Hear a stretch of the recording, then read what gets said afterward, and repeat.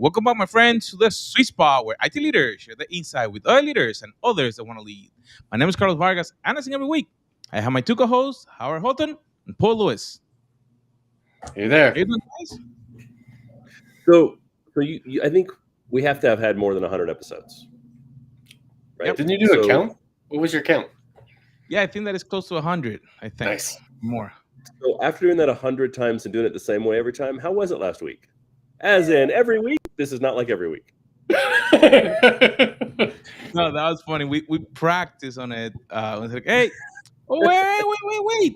We have someone new. So, yeah. It was difficult to replace Howard. I don't think that's possible. Well, It is very difficult, in fairness, to just jump into talking like we do. Like most people actually require some sort of preparation, right?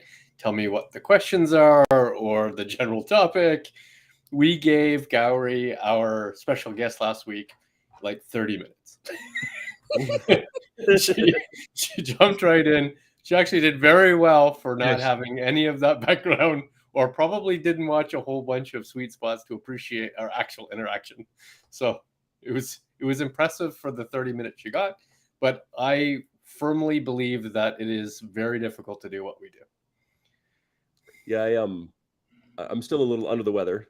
I don't know if you can hear it in my voice. I can hear it in my ears when I speak, and so I have a webinar that's being done along with another person from GigaOM, and he said, hey, do you want to take the lead or do you want me to take the lead? And I said, well, since I'm still under the weather, why don't you take the lead? Mm-hmm. He then emailed back just a few minutes ago, so a couple of hours since that email, and said, well, then we're going to need to do a couple of run-throughs so I can get some practice because I wasn't planning on doing that. To which I just replied, never mind, I'll just do it. Like, if I have to run through it, I might as well just do it because it's not really that much more work for me to just do it, and it's far more work for me to do a run through. And I would argue, and I agree or disagree with me, that the second and third time is worse than the first time. Yeah. It always. Yeah. I never want to do a run through because all those good nuggets happen in the first time. Yeah, I kind of refuse to answer questions on the dry runs when people do it. Right. They're like, okay, well, these are the questions we're going to answer. Okay, cool. I'm good with that. Yeah. Do you mind going through it? Well, it doesn't do you any good. You're going to get a completely different answer the next time. And if this time exactly, you probably should just wait. I'm not going to actually remember what I just said just now. So not in any way. Right? I can't even guarantee that I'm going to answer it. Like, the difference a few days makes sometimes, because we consume so much stuff that there very well may be something that happens in the next 2 days that I consume that gives me a completely different perspective on that particular question.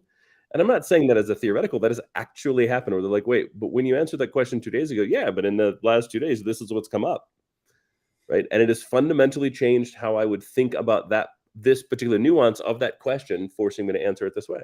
Right. It's not exactly in the same way that we were planning, but that actually go and we can use to try to understand when you have an executive, and that's what a question that we had last week. Every executive come with a plan. They start and they do things, what they have in their head. This one I'm going to do within a month or a year or what I have the idea. You just said something very interesting. Something that could happen can switch your plan. So our topic was like the new executive plan 30, 60, 90. This is part 2 for our audience. So I want you guys to jump right in. What is the actual executive plan in your mind, Howard? So first I want to thank Pascal for the question. So for those who remember our live the podcast we did with the Netherlands audience, one member of that audience has since changed roles, and he said, hey, what would you do as a new 30, 60, 90 executive plan? Could you guys do an episode on it? And I went, we've done some kind of things, you come into a new organization stuff, but we've never really kind of gone through that particular question. So I just want to start with a shout out to Pascal, thanking him for the question. So the first thing I try to do is as little as possible. Right. Interesting. I think it's really easy to walk into an organization and go, I'm being brought here because of my expertise. I'm being brought here because I know things. I've been brought here because I can do things. And thus, I need to do those things. Right. But the reality is all of that is true, but they're also an organization that's been working a certain way for some amount of time, and you have no idea what that is. Right. Right. So the very first thing I like to do is just meet people, introduce myself. Right. The reality is getting to know where the cafeteria is takes a month. Yeah. Right. Yep. I think that's what they did in the Tom Cruise, Jack Nicholson military movie, where Jack Nicholson's on trial. A Few Good Men. Right. Show me in the manual where the line to the cafeteria begins. Right. Well, Kathy, that's not in the manual. What did you do? Well, I just followed everybody else when it was time to go to chow. Right.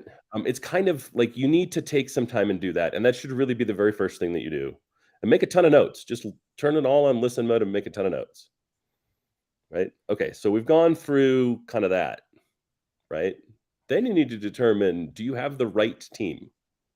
Like, is the team operating in a way that provides the least amount of friction in getting the job done? And the friction that does exist, does that friction exist in the right places? Do they understand how to communicate? Forget about joint mission and all that other stuff, right? Do they even communicate decently? Right. If you're having a one-on-one with a member of your team, and let's say it's your infra team, and they go, we're rolling out this new thing. It's got X, Y, and Z components, and one of those components should trigger a networking conversation. Have they already reached out to the network team? When you talk to the network person, do they say, hey, I was talking to so-and-so and they're doing this and we're working with them on that? Right. Or are those things isolated and the network guy gets to find out 5 minutes before it goes live? Or, 2.5 hours after it goes live? Right. Like, how is that communication? How does that work? And does it work? Right. Those are the kind of notes that I would really be looking for. Were you brought in with a mission? Or were you brought in to just take over and maintain the course? Right. What's the change that caused you to bring in, to be brought in, and what got you excited? And is anyone else even aware of it? Right. If you're brought in for digital transformation, when you're doing those one-on-ones, when you're in your listen mode, how many people talk about the corporate digital transformation message or initiative or goal? Mm-hmm. Did they ever bring it up? Right. In which case, did you get sold a bill of goods and there is no actual transformation, as in it's only happening in the boardroom and it doesn't leave the boardroom, in which case it's not really digital transformation? Or are you going to be the only one to introduce and carry DX? Or I guess 3, did everyone hear it and immediately dismiss it because they went, that's not real? Right? Like, those are the things that I would be immediately listening for. And then thinking, okay, so if this is what I'm chartered with, 1, am I set up to succeed or fail? 2, do I have the team necessary to succeed? And does my team work as a team? Mm-hmm. What do you think, Paul? So I'm going to give myself a B- because I predicted last week that you would be way less prescribed as you currently described it. Because Gowrie was going through her process, which was much more of the sort of the creative. I'll see what I need to do when I get there, and you described some fundamental framework conversations. So, so while I don't believe I would define that as prescribed, I certainly would say there's nuance of very specific things you're looking for. I detailed my very prescribed, which is probably not shocking to you, right? So first 30 days for me is, yes, I agree with you. It's all about listening, but it's listening for a purpose. So first listening is, I want to see how the org chart works, the formal org chart. Then I want to see how the informal org chart actually works, because sometimes they're the same, mostly they are not, right? So let's see how that communication chain works. Yeah, they're never the same, especially intra-team. the one learning thing I want to do, and you described a little bit with digital transformation, is I really want to know in the first 30 days how the business model actually works, how you really make money, how you really spend money, what net profit means in those circumstances, who are your customers, who are those segments, who are the segments you're currently trying to attract, what your assets are, what is your value proposition. Really, I want to end that 30 days with knowing who's who in the zoo and have that 30-second elevator pitch. If I can master the 30-second elevator pitch of the company, I probably have a good understanding of what the company does. Right? That's first 30 days. Second 30 days you described too. Go ahead. Like, I would also say you have one opportunity to do that. Yeah. You have one opportunity to look with truly fresh eyes on what does the company do, how do they make money, and how do they say they make money, and how do they think they make money. Right. It's a really hard thing to do, is really take a good inner look at the company itself when you're inside the belly of the beast and go, well, this is who we say we are, this is who we think we are, this is who we really are. Right. This is how we say we make money. This is how we say we'd like to make money. This is really how we make money, where we make money, and who we make money from. And it's still very surprising how many people in the organization of relatively long tenure who still doesn't understand some of that base knowledge. Right. They didn't know what the market pressures are currently affecting our business model going forward. Well, that's a problem, right? How do you make appropriate current day decisions when you don't know what the market influences might be on how I actually operate? For sure. So that's the first 30 days. The second 30 days is much more about current state as you described it. So my output of this in many ways is a SWOT, right? Let me look at the strengths and weaknesses and opportunities and threats. Let me look at the key assets. Let me look at all the intellectual property. Let me see what kind of code's there. Let me look at the current infrastructure. Let's look at the current team and the team capabilities, the team skill sets, all those kind of things. And the output of that next 30 days really is a presentation to the senior executives in many ways to say, here are my observations in the first 60 days, good, bad, and different, right? There's always some good stuff, some things that maybe should change, and some things that maybe are keeping us back in some way, making a change. However, I haven't looked forward yet. It's really just current state. And then the next 30 days is much more about what do I need to do to add capabilities to the organization if there's a gap? How do I want to move them into the future? What kind of pioneering effort needs to be put in place? What's the budget to make that happen? What presentation do I need to create to influence changing the budget to make that happen? That's kind of where I spend sort of that 30 days. So at the end of the 90 days, I have a 50-page, 100-page strategy deck for the purpose of going forward.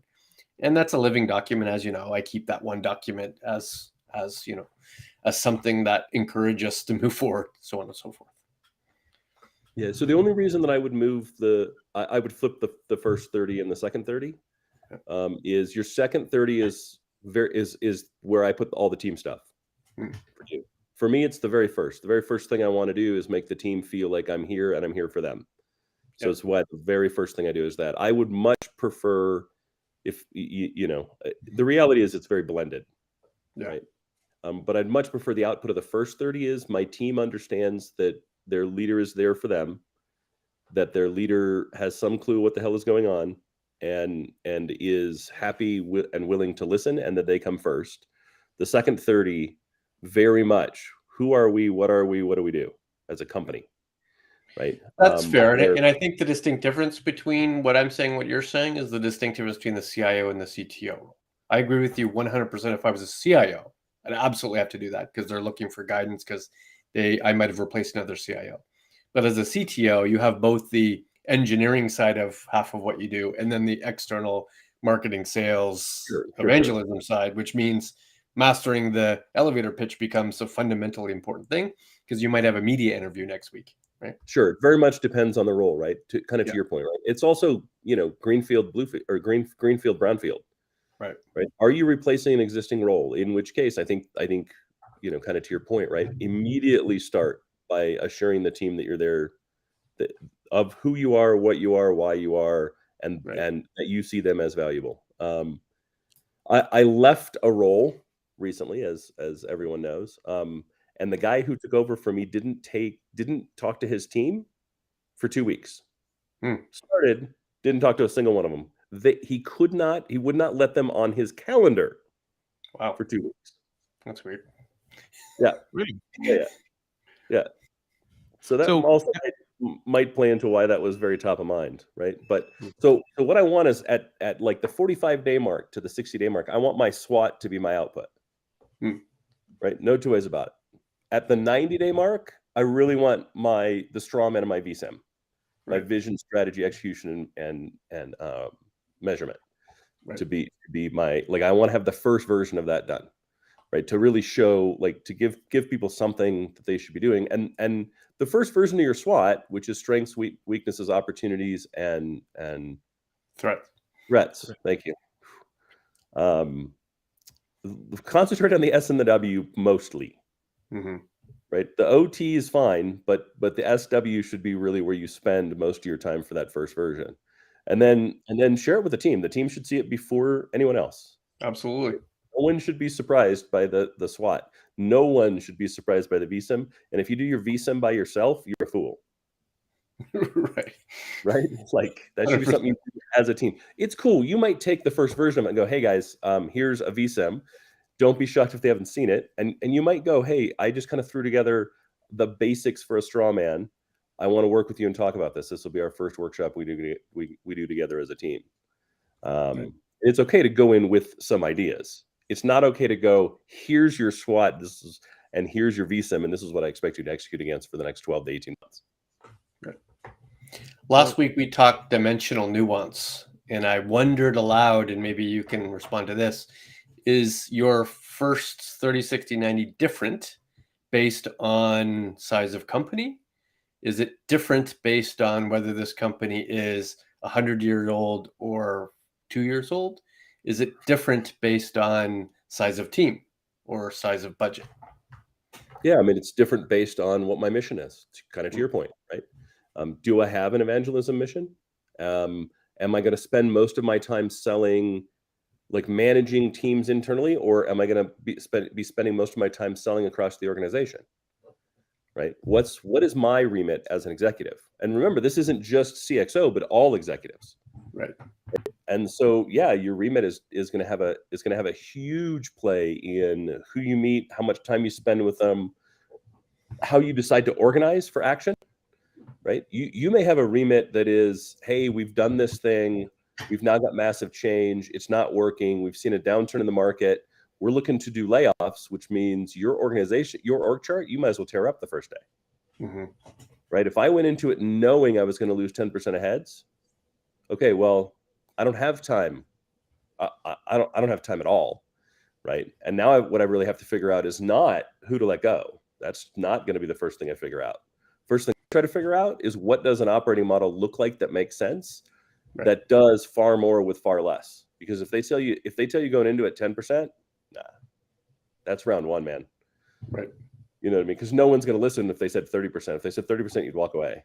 Right. In that circumstance, do you accept the request of you, or do you look to see whether you need to re-articulate the value of IT? Right? To say, listen, re-articulating continuously. Okay. Like, there's you should know that from me, right? I'm going to fight against not just headcount loss, but you know, I think we said it 1,000 times, right? We make a promise to every employee we hire. That promise should be kept, and layoffs are the absolute opposite of keeping that promise. So of course I'm going to argue. At the same time, that doesn't mean we can't reorg. Right? That doesn't mean we can't go, okay, well, likely the business isn't getting value from this business unit. Let's take a look at why they feel that way, and how we're organized, and how we communicate, and how we work together. Are we entirely too hierarchical? Are we entirely too bureaucratic? And can we reorg so that we can more align with what our customer, the end user, actually needs, and rapidly start to show some value, rapidly start to show that you know, hierarchy and bureaucracy are not the job, are not the goal, and instead align to better serve our customer. And can we do that quickly? And it might just be an incentive problem, right? You're incenting red, green, yellow projects, right? You're incenting uptime. You're not incenting value creation, right? So once you start to change the balance of how an individual sees success, then all of a sudden behavior changes, and therefore, value is perceived to have been increased, even if the projects are still the same list of projects it was a month ago. And if it doesn't work, you will also have likely identified the reason it doesn't work. Right. Likely you're going to rapidly identify, oh, hey, here's my 19 problem children, or my 90 problem children, or my entire problem team. Right. And so if it doesn't work, when somebody comes back and says, yeah, I mean, nice try, but we still need you to cut 10%. Okay, I figured out who those are. So then the big question I asked last week was, well, what do you prefer? What's your dream there? Would you prefer big company, small company, pioneering or operating, big budget, small budget? Like I mean, big budget pioneering. I don't even understand the question. Big budget pioneering. Yeah. I want the least measurable outcome with the largest slush fund possible. Like, it's not even. But no, I prefer pioneering. And pioneering tends to come along with a budget that seems large until you fully accept the remit, in which case I've never been in a pioneering situation where I wasn't underfunded by, like, I probably had 20% of the budget to 40% of the budget that I needed to actually do the job right. That's generally what happens. But I much prefer pioneering. I'm not a business as usual kind of guy. Like, that's not right. If somebody came to me and said, hey, we just lost our CXO, we want you to take over, they had these 12 projects in process, and we really need to see those through to completion before we move on to anything, that's great. Call me when those are completed and you want to do something different. I'm not. Right. That's not me. That's not who I am. Right. I'm much more like, I'm also not one that's going to take we've got to cut heads by 10%. I'm not going to take the job. It's not something that I'm going to do. I will, like, if you're like, we want to get aggressive for cost optimization, you don't have to cut heads, but you have to cut budget by 10%. Okay. I might do that. I'm going to have a ton of questions going into it. You know what I mean? Like, I'm going to really have by the time it's all said and done, I'm going to have a really good understanding of what the budget is, where they've spent money in the past, what they're doing, what their trajectory looks like, who they service, everything. Like, I'm probably going to walk into it with most of the 30, 60, 90 already done. I will have already met everyone that's going to work for me. I will already have met all the key peers in the business before I accept the job, before I start. So I know I'm not walking into a minefield. Right. As in, they've spent the last 30 years of the business funded at 25% of what the IT team should be funded at. So cutting 10% of what's already extremely underfunded, I'm not signing up for that. You've already limped so hard to get to this point. You're asking people to cut their own throat. One of the most important jobs of your new 90 days is to find where all the brown dollars are. Yeah. Right. Because they have a green dollar budget. They want you to reduce that by 10%, but there might be 2 times brown dollars somewhere else in the organization in multiple. It's almost guaranteed there is. Right. Almost guaranteed there is. So stress not about your 10%. Stress way more about finding the other dollars. Correct. Can you find the slush fund? Right. How fast can you find the slush fund? It's actually, the other thing I would say is, like, the -30 and the 30, 60, 90 is the time where you really need to be sharpening your partner toolkit. Right? Because you're likely, and it's the easy button is you just deal with the partners you dealt with before. That's by far the easy button. Right? Whoever you worked with at the last company, bring to the new company. Okay, cool. Everybody does that. Yeah. But you're going to have new challenges. Right? So I'd really, going into a new role, I tend to get more active on LinkedIn, right? I tend to kind of sharpen the pencil on LinkedIn, as it were, and just kind of throw some things out there. Hey, I'm, really excited to announce I'm going to start this new thing in a month or so. Hey, just kind of curious where everybody's at. I'm likely to need some help. You know what I mean? And kind of lob a couple of those grenades out, because like, there's some operational companies. There's one called CXO Nexus. We do advertising. That's not the goal here. But effectively, you feed them every bill that's ever been paid for anything technology related globally, and they align that all the way back to the product and tell you, hey, did you know you've spent 7 different ways on this particular product? You probably should align that. Or, yes. Hey, triple bought this thing. Or, hey, did you know you buy this product from 73 different companies? Right. I will tell you right now, you don't buy Dell if you're a large global enterprise, you don't buy Dell from one place. You No. just don't. Right? That's almost completely unheard of. Right? The question is, how many places do you buy it from? How many places do you think the average enterprise buys their HP printers from, or whoever they use for printers? Right? It's not one, because they keep switching. Well, not only do they keep switching, but this office out in BFE buys it from Best Buy because they've got low cost controls, right? The warehouse buys it in Mexico, buys it from whoever they want to buy it from in Mexico because they can. There's just, no matter what we try to do, there's just some things that get missed, right? And when you're looking for those brownfield dollars, that's not what you called it. What did you call them? Just brown dollars? Brown dollars versus green dollars, yeah. Brown dollars. Okay. So yeah, when you're looking for the brown dollars, it's a great way to start. Right? Because if you think about it, if you're paying list for things from 7 different ways because you were like, no, my core spend, I don't spend enough to get an ELA. I don't spend enough to do enterprise licensing. All of a sudden, oh wait, we're buying this in 11 different places in the company. Oh well, I definitely qualify for an ELA. Cool, my ELA discount's 34%. I've just saved 34% of what that spend was.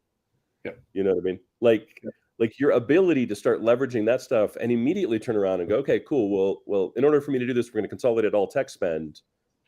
All of that tech spend consolidated now has saved us 27% of our global tech spend. Right. And if you're smart, you go like, you'll find all that, and then you'll come back and go, we saved 4% of our global tech. That's correct. Hold it back. Hold it back. It was to save all 27% because they're going to go, great. Can you save 40%? Well, no, I can save 27%. No. I don't think you understand. Save 40%. 27%. I'm not going to believe you that that's all there was. You're now going to cut 40. Right? No. We cut 4% of the required 10% in the first year. Give me a little bit of time. We'll start cutting the rest. It's not a problem. Everything else in the pocket. Yep. Right. Like you're playing chess, not checkers. Let's keep that in mind, right? That's one of the things that's that is required as an executive. You're playing chess, not checkers. And if you have any doubt, look to your peers outside of technology. See how they operate. See how they work. Every single one of them speaks the language. They've been there longer than you. They know exactly what they're doing. They're all playing exactly the same game. Right.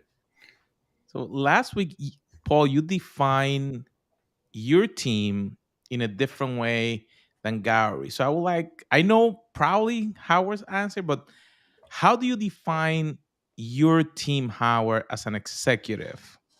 Your first team. That's the phrase I use. Your first team.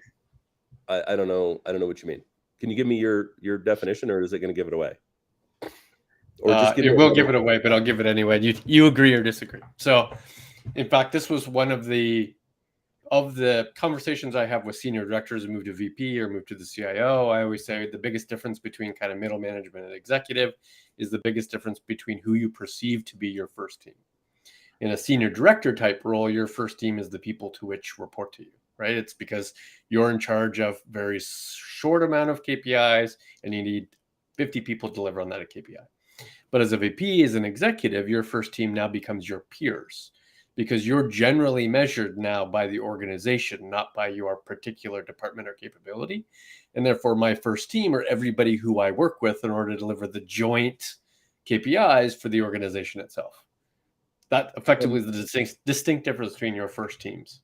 I would say it's an and, not an or, though. For okay. Me. Like my team's always my team, right? I bring them with me, right? But it is an and, not an or. It's and my business peers, right? Because it can't be an or, right? I can't make my team feel like I got promoted, therefore I'm no longer good. I'm too good for them, right? So it becomes an and. But it also has to be that and, because you are, your MBOs, your KPIs are now much more peer review based. Mm-hmm.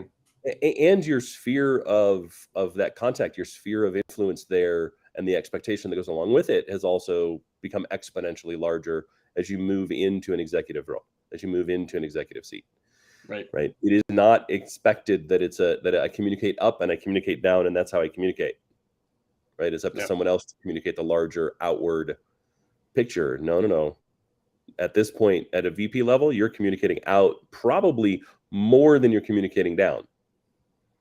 Yep. Right. Like and that's kind of what I mean by my first team, right? And that the balance of peer outweighs to the balance of my team, which is my whole 100% transparency, full empowerment kind of thought process there, right? Yeah.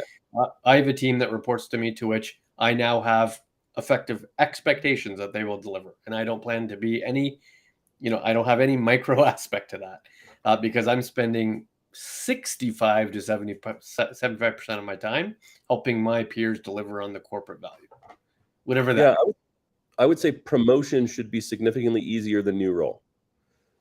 Right. Because we've talked about that before too. The very first day of any role, you're looking for your number 2. You're looking for your replacement that day.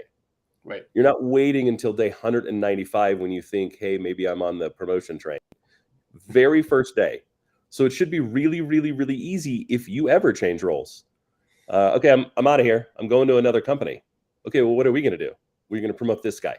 Yeah. Why would I promote that person? You're going to promote this person because I've set them up to. They've been my number 2. I've set them up for the role. They know they've lived inside my head since I gave them that role, and that's the logical choice. I don't even understand the question. Right. Versus who are we gonna put in your place? I don't know. Right. And then if you get promoted within the company, well, they already live inside your head. Your team's already there. They already have all your trust. They're already acting invisibly. So what you said and what I said actually aren't different. It's just thinking about it a different way. You're not changing how you deal with your team. Your team is already level 0, right? They're already. Is there ever an exception to that rule? And I'm going to throw out an example to you. Is there an exception of the rule where you're pioneering a particular capability or skill set? You have responsibility for 5 skills. You have a team that are focused on 3 of those skills. You are the only one uniquely qualified to do 2 of those skills. Could you possibly grab one of those 3 to do your role immediately? Sure. Okay. Sure. In that case, they still come to me for those other skills while they're getting trained. Okay. Right. Okay. Like here's the 5 things that we do. I do these 2 things, and no one and you're just not trained to do those yet. Come to me for those 2 things. Right. I mean, I have someone at my former company still comes to me for those things because he just doesn't know how to do them yet. I think if it's expertise based, 100% agree. Experience based, I think, is much more difficult. In other words, if you had to be on stage for 1,000 hours, I'm less sure it's that easy to. Yeah, soft skills, hard skills for sure. Soft skills, no. Yeah. So that's a good point. Right. Forgive me, I'm a little foggy from the road. But yeah, no, I agree with you. Like it's there's certain soft skills that you can fake it, but it becomes obvious, right? Like, and yeah, I mean, as an executive, like if you're sitting in a chair today watching this, thinking about, I'd like to be an executive. That paycheck sounds nice. Those responsibilities sound nice. I'd like my vision to be seen. Right. I think I have a great vision. I'd really like to be able to execute it. So I want to be an executive. And you're not comfortable on stage, fix that shit today. Start working on that right away. Like join Toastmasters. They're not my favorite organization, but join Toastmasters. Join an improv group. Yeah. Right. We started this whole thing with everybody being very nice to me and saying, how hard it is to replace me. But the thing that stood out is how hard it is to be dynamic with no script. We don't rehearse. We don't do show notes. We have nothing. We start with a bare prompt. And the prompt was, what is your 30, 60, 90 executive plan? You have to learn that skill. Say that again. I think that I have an idea for a workshop for executives. Yeah. I mean, seriously, look, if you are deathly afraid of presenting to people, if you're deathly afraid of talking to people, if you just don't know where to start, by all means, reach out to us. We are happy to help. And there is no audience that scares us anymore. Not anymore. Not anymore. No. And I have to say the personal thing helps me more than the professional thing. Right. First off, I get to do it a lot more, teaching people how to play Dungeons and Dragons, and that was a little tough. I got to tell you, because it was different. Right. Look. Every time something's different, it can be scary. Hey, I watched Lord of the Rings yesterday for the first time. Wow. Well, I'm sorry, you did what? I watched Lord of the Rings for the first time yesterday. Wow. Like you got a preview to the TV show. You're not just now watching the Lord of the Rings movies by Peter Jackson for the first time. Actual movie. Just one of them? Just first one. Wow. You gotta have to go. Then, dude, I got to tell you, there's this thing called Harry Potter that's freaking awesome. Start with Harry Potter, then you move up. And in case you didn't know, on the display behind you is our little sweet spot picture. The little green things, those are from the Matrix. You might get a kick out of that one too. No, but you know, I started teaching people how to play Dungeons and Dragons. I'm gonna use this as an example because it's the only one I have that's relatively recent. And I kind of thought, you know, while I've been doing this for a long time, there's nothing about me that's authoritative in the space. Try asking for a cheap I don't know what Alexa's thinking. Alexa, stop. Okay. Alexa, play Time Warp. Somebody's messing with me. You know, but I just kind of went, no one's going to want to hear this. Like, I'm going to a geek convention to teach people the 101 of playing Dungeons and Dragons. And the room was full. Right? We've now done it 9 times. We were standing room only. The content hadn't really changed. Like, if you saw us a year ago and you saw us this year, there's not a ton of new content. The game has been out for 50 years or something, right? I've been playing it since I was 11, 10 years old, middle school. What percentage of the audience were wearing costumes? I just want to visualize it. Probably 10%. 10%. That's very small. I envision more like it actually could have been significantly more, but I wouldn't have recognized those costumes, and therefore, you know. But we got amazing reviews from people that came and saw. We had standing room only, right? People were packed in, and they were packed in not because the content was hard to find. They were packed in because we're comfortable, we're confident, and we're fun, right? The stage show was good. The patois, the crowd work, right? We do a lot of crowd work. All of that stuff is learned, and it doesn't matter what the topic is. Right? The ability to walk up on stage and just start talking is a skill that is very, very, very hard. And it is incredibly rare amongst people who are even anywhere near expert. Right? So if you're in a situation where you're like, yeah, what do I have to say? Because the person in the cube next to me knows so much more about this. Yeah, but the person in the cube next to you doesn't know how to be relatable and doesn't know how to stand up on a stage. Right. I'm not the authority in anything, but I'll get up on a stage and talk about nearly anything. I got up on stage and talked about blockchain, and I'm not a blockchain expert at all. Rather, I think a lot of what we try to do is simply foolish. And I was asked to speak at this blockchain conference, and I'm like, have you read anything I wrote about blockchain?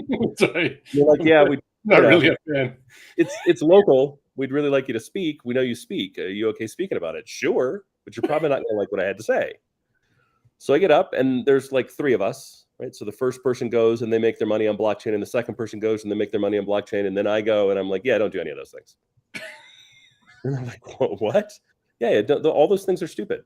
They're going to put money in his pocket. They're going to put money in her pocket. They're stupid. You're not going to make any money with them. You could just use a database for all that stuff. Right. What do you really need a third-party data exchange that's slow and cumbersome and risky to do any of that? Right. And then questions from the audience, right? And all 3 of us would reply. And my reply was almost always, yeah, I wouldn't do that. Right. What data are you going to put on the chain and why? Like, what is the driving factor? Well, my My company has said we need to do blockchain. Great, invent a cryptocurrency. You do it in a weekend, it'll have no value, but neither will the project you're talking about, and the project you're talking about. Right. And what was funny was I expected them to go, yeah, we're really sorry. We don't want you back.